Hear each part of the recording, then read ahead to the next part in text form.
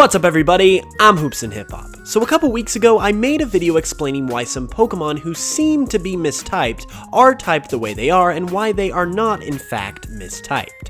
If you haven't seen that video, I would definitely check it out because this video is the follow-up to that one.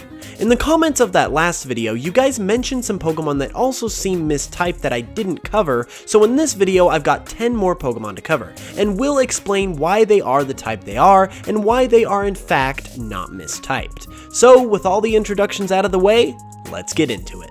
Okay, let's start with one of the bigger ones that I didn't cover in the last video, Lugia. It seems like Lugia should absolutely be part water type instead of psychic type because it's literally known as the guardian of the sea, but apparently we have an explanation from Game Freak themselves on this one. As some of you on the last video pointed out, there's an excerpt from a Nintendo Dream interview with Game Freak's Shigeki Morimoto that's been published on Reddit, and it states that the reason for Lugia being psychic type instead of water is because Lugia is a powerful legendary Pokemon, and at the time when Lugia was introduced, psychic was seen as a very powerful, often legendary type, thus why Lugia is psychic and not water. In today's Pokemon landscape, Lugia would definitely be a water type because psychic isn't quite as powerful as it once was, but I highly doubt Game Freak would ever change the type of a legendary Pokemon, so Lugia pretty much is what it is. Moving up in the Pokedex about 2 spots, we have Celebi. Ever since Generation 6 introduced the Fairy type, people have been wondering why Celebi wasn't retyped to the Fairy type when it is basically a fairy.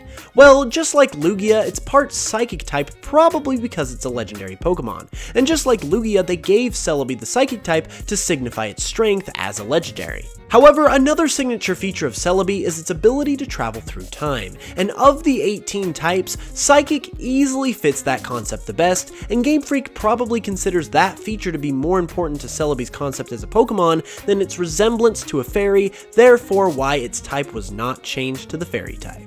The next one I'm going to talk about is actually a group of Pokemon, and that would be all the normal flying type bird Pokemon. People just don't understand why every single bird Pokemon has to have that normal type tacked on there, and why we don't have more pure flying type Pokemon. Well, even though I kind of agree that we should have more pure flying type Pokemon, I think the reason so many of them also have the normal type is because many of them are also based on common birds, and a lot of normal type Pokemon are based around common well-known animals, so this type is likely given to them to signify their commonality.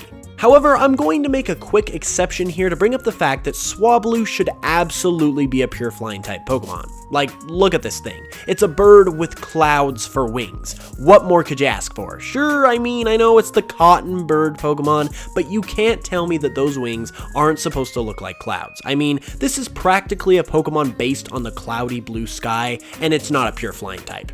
You know what, guys? I'm done. I'm done. I'm done. I'm done. I'm so done.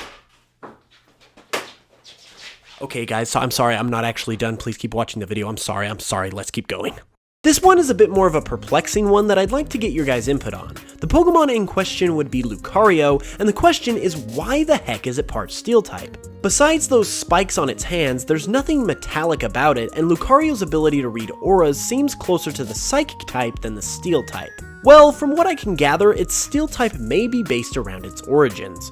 Lucario is thought to be based around Anubis, who has the head of an African golden wolf, with gold also being a metal. Additionally, Lucario's name is derived from Orichalcum, which is a mythical metal, which is also known as Aurichalcum, tying into Lucario's aura abilities. However, even though these explanations do make sense, I can't help but feel that there's more to this story, so if you guys have any sort of explanations aside from these that explains Lucario's Steel typing, then please leave it in the comments below. Next up, we actually have a trio of Pokemon, Uxie, Azelf, and Mesprit. These three are very similar to Celebi in that their designs are clearly based around fairies, yet did not receive the fairy type when it was introduced in Generation 6. So what gives? Well, also similar to Celebi, the Lake Trio all have a concept that they embody, as they represent emotion, willpower, and knowledge, qualities that all come from the mind, which is why Psychic type makes sense. However, they are pure Psychic type, so they could have been given the Fairy type without disrupting that Psychic typing, couldn't they? Well, a likely reason I believe for them not adding the fairy type in addition to psychic is because these three are legendary Pokemon, and so changing their types willy-nilly like that could possibly be thought of as taking away some of that provenance. On top of that, it also fits in with the lore of the Pokemon world, because the whole reason we see Pokemon have their types changed in terms of lore is because people learn more about the Pokemon themselves, and therefore the Pokemon's type gets reclassified. Since these three are legendary Pokemon, however, people obviously don't know much about them and likely haven't learned enough to reclassify them as fairy type.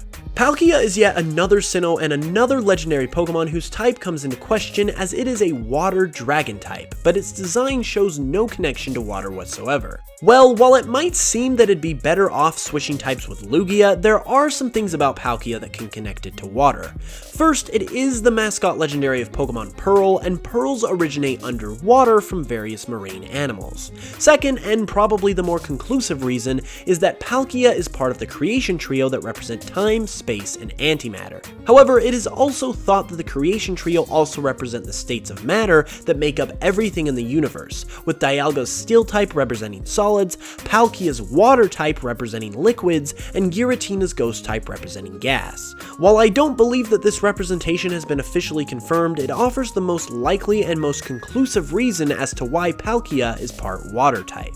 And last but not least, I had a couple people in the last video commenting about Fomantis and Lurantis, so I thought I'd go ahead and offer a quick explanation.